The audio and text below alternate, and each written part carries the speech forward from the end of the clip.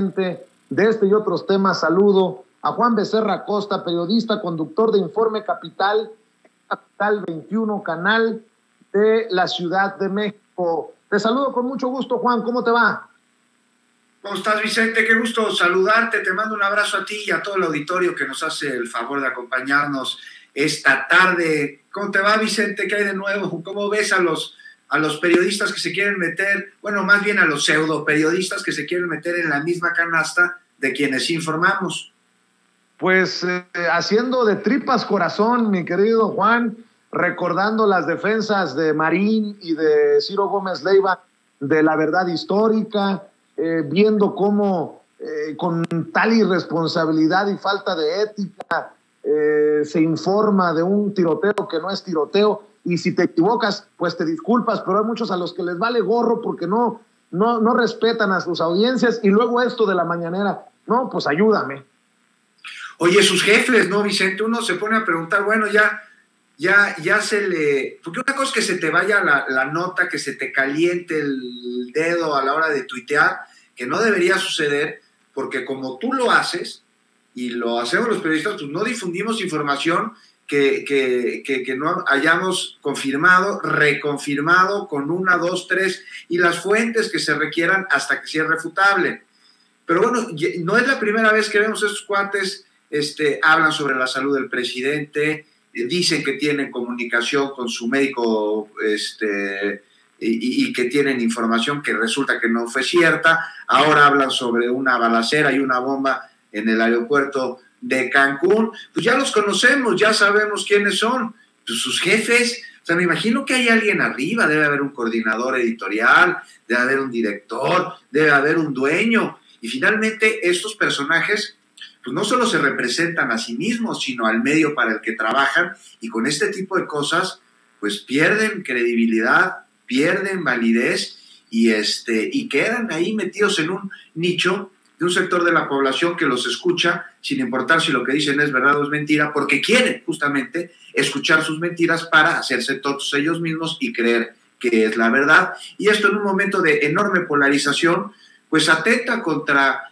el principal compromiso de un medio de comunicación, que es justo el de informar. Todo lo demás debe ser secundario, Vicente. Así que vivimos un momento muy interesante en cuanto a medios de comunicación se refiere en el país, un tiempo inédito, en donde, como dijo el presidente claramente, y no le pueden refutar esto, Vicente, no hay censura. Si hubiera censura no podrían estar diciendo sus barbaridades. Definitivamente, y bueno, pues en ese sentido, el intercambio de la corresponsal de Al Jazeera con el presidente Andrés Manuel López Obrador, la corresponsal como llevando el tema que está mal que el presidente le responda a esos que tergiversan, que mienten y que la hacen de mercenarios desde los medios de comunicación porque el presidente genera violencia. Bueno, lo hacen como pregunta, pero eso es lo que deja sobre la mesa. Deja muchísimo sobre la mesa, porque ya lo decía por ahí Raúl Olmos, ¿no? Me parece, es que ya tengo colegas periodistas que ya no hacen investigaciones porque tienen miedo de ser señalados desde la máxima tribuna. No, pues si dicen verdades no van a ser señalados los que dicen mentira. Entonces, que están muy preocupados de mentir y que se les haga ver que son una bola de mitómanos que están demeritando el oficio del periodista. No, lo que estamos viendo aquí se llama derecho de réplica y es precisamente un ejercicio de comunicación social, de comunicación política, de información. Si sale un comunicador a plantear una investigación, una nota, un comentario, un tuit en donde la información que ofrece pues no es verídica, y pues el afectado tiene este derecho de réplica y ahora se ejerce desde el poder político. Lo que pasa es que a diferencia de antes, bueno, pues ahora sí hay separación de poderes en México, y ya quienes tienen el poder político pues no tienen el poder mediático. Pues antes tenían una bola de cuates y el presidente jalá con todos los medios de comunicación, los tenía bien aceitados en su bolsa, y pues ahí los veías, ¿no? En sus reuniones, en sus fotos, y construyó una especie de opinología ilustrada, encabezada por Krause o por Aguilar Camín, que se pusieron el traje de intelectualoides y que de repente parecía, bueno, Aguilar Camín nunca, pero otros sí, parecían medio críticos del poder político. ¿Y cuál? No, pues todo estaba perfectamente planeado para dar la falsa sensación de que había periodismo crítico. No, en eso sí había censura, te corrían del país, te quitaban tu medio, te dejaban de mandar el papel. No, ahora lo que hay es transparencia. Vicente, y vemos aquí un asunto delicado. Ya viste que lo andan metiendo con tintes de golpeteo politiquero, el complicado asunto de violencia contra periodistas en nuestro país, ¿no? Sí, dame tu opinión, dame tu análisis sobre todo esto, Juan.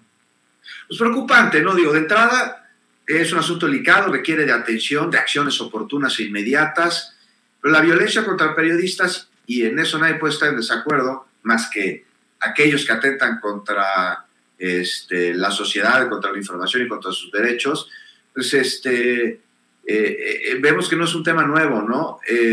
Irreprobable que se utilice la violencia contra periodistas como arma desestabilizadora, que viene de intereses mezquinos, que no responden al interés de la comunicación y de la sociedad, sino a intereses políticos y económicos que buscan golpetear para desacreditar. Y es que como la oposición, las transnacionales que están viendo que se les acaba la mina de oro para sacar recursos de los mexicanos, carecen, bueno, los primeros de proyecto y los segundos de razón, pues utilizan lo que sea para intentar generar en la percepción ciudadana una opinión desfavorable al proyecto de la 4T. Y por eso es que están pasando a ser especialistas pues, en hidrocarburos, a medioambientalistas, para después ser especialistas en aeronáutica, y luego regresan, ¿no?, a su especialización en epidemiología. Pues mira, si quieres vamos por partes. La violencia contra periodistas, Vicente, en México no es algo nuevo, trae mucho tiempo atrás. O sea, durante la Guerra Sucia, ¿cuántos periodistas no fueron desaparecidos? De manera más reciente, durante el sexenio Calderón, 101, en el de Peña Nieto, 96. A hoy, más de la mitad del sexenio, van 52 en México. Datos estos que te doy que no coinciden con lo que plantearon los eurodiputados, por ejemplo, ¿no?, en su amonestación, aquella amonestación a México por la violencia contra periodistas, y además de que dieron información que de plano es mentira. Y aquí es la segunda parte que te quiero plantear. ¿Por qué se pronuncian hasta ahora y no cuando, mientras mataban periodistas, pues también se aprobaba una reforma que dejó en charola de plata a empresas europeas, españolas, los recursos energéticos de los mexicanos, ¿no? ¿Y por qué dicen ahora que por primera vez se reconoce el problema y se revisa y se modifica la política de atención a violencia contra los periodistas, pues toda su cantaleta? Te doy datos. Mira, los ataques a periodistas son un componente más de una crisis de derechos humanos y hay un mecanismo de protección, pero este mecanismo no se ha entendido. O sea, está solo, porque las autoridades que desde su creación, la creación del mecanismo, han tenido que proteger, pues no, Vicente, se convirtieron en parte del problema. Y es que al menos 40% de agresiones a periodistas las hacen autoridades municipales. Entonces ahora el mecanismo pues, no tendría que estar supliendo las obligaciones de estas policías municipales, estatales o de las fiscalías, pero lo hace. ¿Por qué? Porque hay falta de claridad. ¿Qué se necesita? Una ley general. Ahora, una ley general en la que ya se está trabajando para que las atribuciones y las responsabilidades queden bien claras para todas las partes, ¿no? Y que no queden nada más en solicitudes, sino en obligaciones. Entonces sí hay mucho que hacer, Vicente, pero ¿cuál es la diferencia con gobiernos anteriores o con lo que señalan desde fuera? Pues que ahora sí se está haciendo, que por primera vez hay voluntad y ejecución. Ahora, ¿falta mucho? Sí, muchísimo. Y si bien la culpa de la violencia no es de este gobierno, sí lo es la responsabilidad de resolverlo. Y por ello el mecanismo que los protege no tendría que ser la única instancia que lo haga. Y por eso urge una estrategia de seguridad que coordine, que no delegue. Pero yo veo que se está trabajando en ella. Y los resultados sobre las investigaciones de los últimos homicidios, pues ahí están, a diferencia de lo que pasaba antes.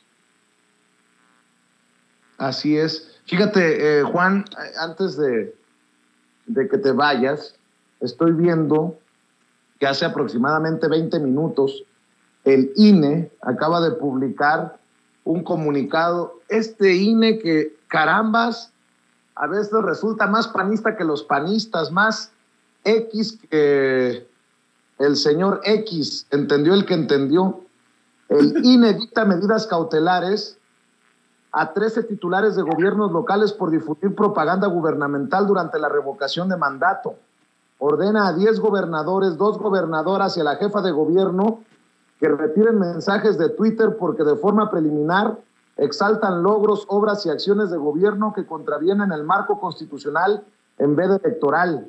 El INE emite medida cautelar contra un spot de Morena, también en Tamaulipas, con posible contenido calumnioso.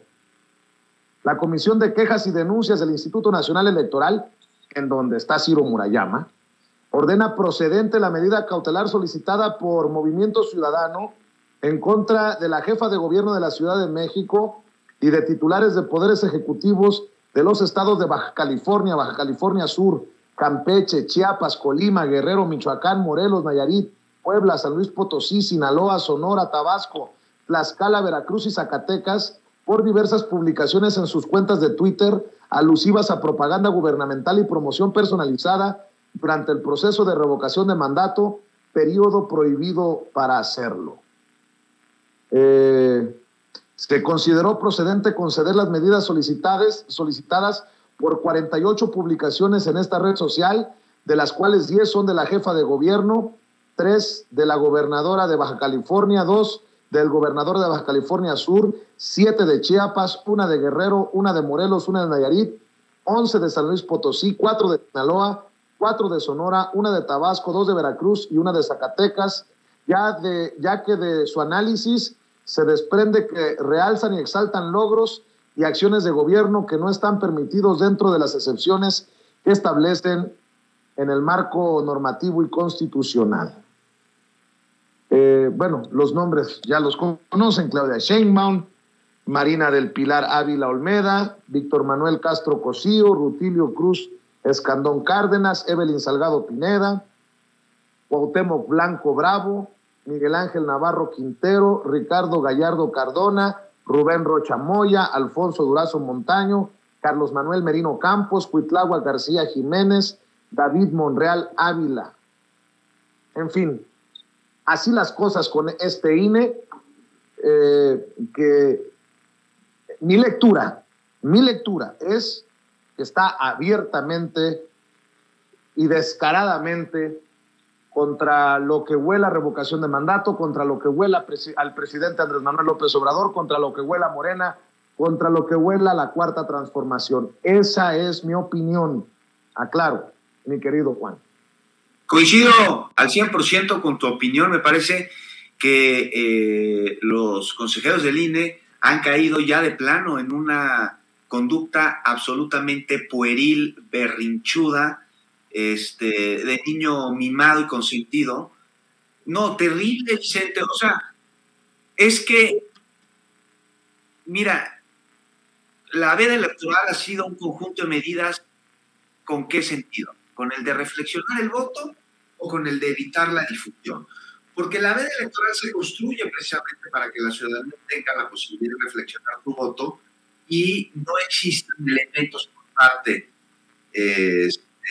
del gobierno, de funcionarios, en donde pudieran incidir en su intención de voto. Aquí lo que se está haciendo, o que lo que más bien se está intentando hacer, no se puede hacer porque el INE lo prohíbe, es llamar a la ciudadanía a que participe en un ejercicio que es suyo, porque no es la consulta de revocación de mandato del presidente de la República, es la consulta del pueblo de México que mandató a que se llevara a cabo votando por Andrés Manuel López Obrador, y luego a través de una serie de procesos como la recolección de firmas, procesos que conocemos bastante bien. Es un ejercicio de participación ciudadana que te garantiza el derecho al pueblo a algo que no ha ejercido jamás en su vida, que es el poder. El poder emana, el poder supremo emana del pueblo. Y entonces, pues tenemos ahora la posibilidad de dejar de que blanco al presidente de la República cada 6 años, y cada 3 revisa su gestión. Imagínate si hubieran tenido este ejercicio con presidentes anteriores. Otro gallo nos habría cantado. Ahora lo que ven es que están apanicados porque creen que podrían regresar en algún momento al poder, y entonces ahí sí habría una crisis de gobernabilidad tal que sacarían al presidente a los 3 años. Porque dicen, oye, ¿qué pasa? Si sacan al presidente va a haber una crisis de gobernabilidad. No, señores, sacan al presidente. Y había crisis de gobernabilidad antes, y no es un ejercicio ocioso, Es un ejercicio en el que a través de la opinión personal que se vuelve después colectiva con el conjunto de votos, se decide cuál es el futuro del país. Un derecho que como mexicanos nos corresponde, un derecho que vaya que nos hizo falta en el pasado y un derecho que debemos abrazar. Y el INE, pues nos los quiere patear. Pinches cabrones, perdóname Vicente, pero son unos jugadores que se visten como árbitro cuando no lo son. Que se vayan a un partido político a hacer oposición allá, por dignidad, por patriotismo, que dejen su cargo en el INE si no van a ser árbitros.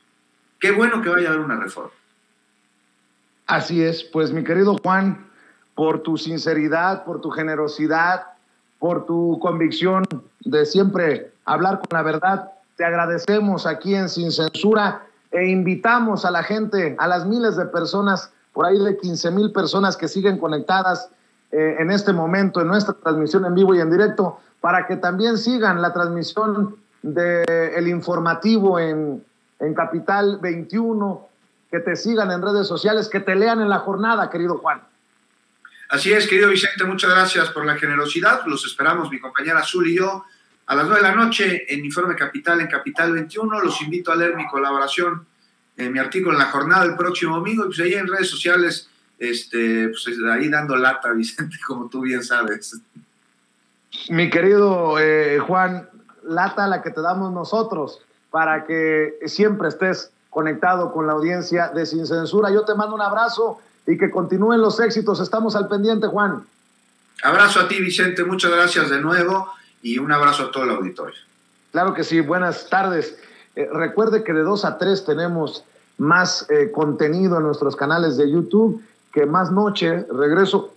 Estoy pensando si transmitir o no en el Zócalo capitalino esta noche, porque hay panistas que dicen que quieren debatir conmigo. Voy a mandarles un mensaje y en un descuido hacemos el debate cara a cara, frente a frente, y no a través de Zoom ni de otros sistemas para evitar que el audio... ya ve que normalmente termina uno afectado, o el que está a distancia o el que está transmitiendo. Pero bueno, le confirmo durante la tarde. Recuerde que a partir de las 7 nos vemos en Sin Censura Nocturno. Pero Toño, quiero que nos despidamos